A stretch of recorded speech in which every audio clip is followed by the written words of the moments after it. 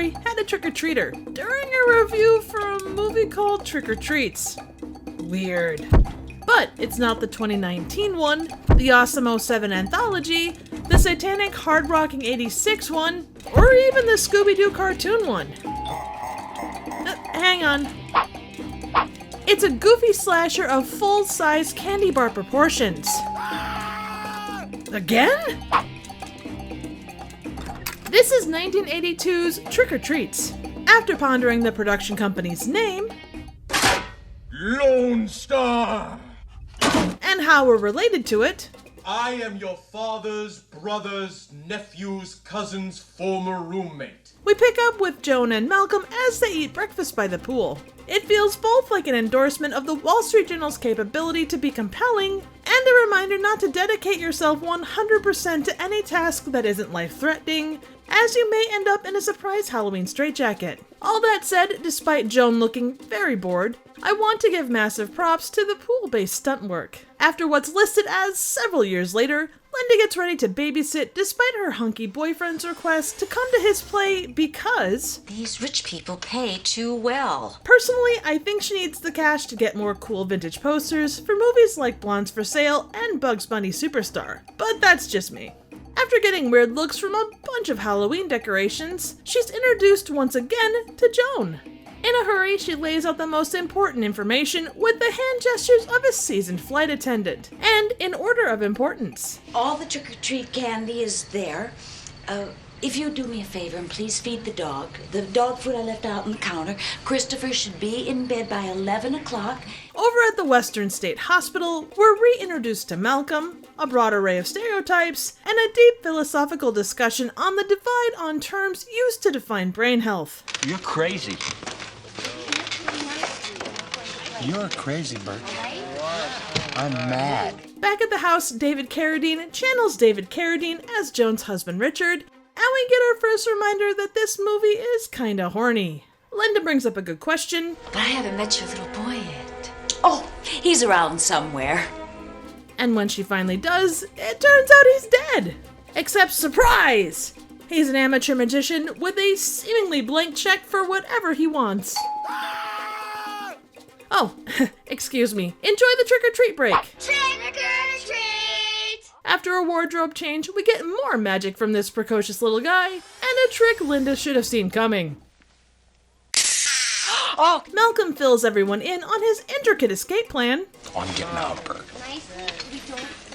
And when I do, I'm gonna get her, the lawyers, And drops some very fancy Spanish on us. amigos, yeah? The plan goes into action, starting with some shenanigans in the men's ward, and a costume change that fits him surprisingly well in all the right places. Back at the house, there's a dad-level magic gag with a fancy outfit change leading to a desperate boyfriend call, complete with an accurate description of the kid.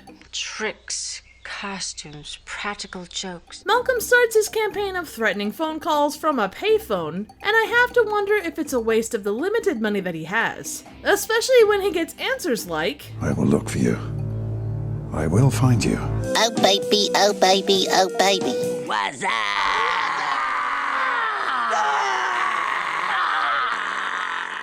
I agree with you. It's great to be fine. Christopher goes on to die in the pool, but is apparently pulled back to life by Linda. And she is not amused. Once again, a reminder that this movie is kinda horny. At the front door, these kids express what I assume the general makeup of this movie's writer's room was like. Why are the lights on if nobody's home? And Linda changes into something less waterlogged. Christopher manages to chop off his very odd-sized thumb and... Oh, enjoy another trick-or-treat break. Trick-or-treat! We get more payphone shenanigans, another stunning Christopher outfit, and a pretty solid rant by Linda on how spoiled Christopher is. Although not demanding more money for her pain and suffering feels like a missed opportunity. In a totally different movie, we get the editing of another movie that gives a little commentary on the hardworking editors that take total crap and somehow turn it into a masterpiece. And that dumb director's gonna get all the credit. Exactly. We make the pictures. Right here. You're damn right. Back in the main movie, a newscast informs the public of the cunning escape, and then it turns into a bad romance novel. He jumped me as I leaned to tuck him in. He threw me on the bed and then jumped on top of me and put it in my mouth. Better or worse than 50 Shades of Grey? You decide. Malcolm arrives at his old place doing his best Kaz from Supernatural cosplay, while he takes out the hardworking editor and decides not to be too hard on himself. Fed up with Christopher's shenanigans, Linda does the most Gen X problem-solving staple possible and pulls out a bottle of wine. Oh, trick-or-treat break. Trick or treat! Here you go. Happy Halloween. Christopher sets the mood for love, gets himself another change of outfit, and Linda doesn't seem totally put off by it. Little practical joker. Did I happen to mention this movie is kinda horny? You know, Christopher's latest prank is pretty good. Holy balls, did Malcolm kill Christopher? Oh no, poor innocent child. Or something. At an hour and 17 minutes in, we finally get the real trick of trick-or-treats. Malcolm comes face to face with Linda and somehow thinks she's Joan. Cue the Benny Hill music.